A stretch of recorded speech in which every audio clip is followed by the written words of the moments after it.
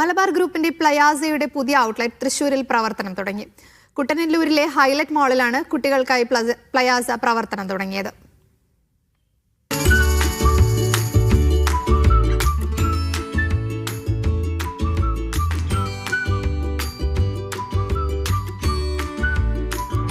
നൂറിലധികം ഗെയിമുകൾ, റൈഡുകൾ, spinning roller coaster.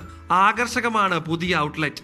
20,000 ചതുരശ്ര അടി വിസ്തീർണമുള്ള ഔട്ട്ലെറ്റിൽ ND സിനിമാ തിയേറ്ററും സോഫ്റ്റ് പ്ലേ സോണുമുണ്ട്. 23 കോടി രൂപ ചെലവിട്ടാണ് നിർമ്മാണം. മികച്ച നിലവാരം ഉറപ്പുവരുത്താൻ ഉപകരണങ്ങൾ ഇറ്റലി, ജർമ്മനി, അമേരിക്ക എന്നിവിടങ്ങളിൽ നിന്നാണ് ഇറക്കുമതി ചെയ്തത്.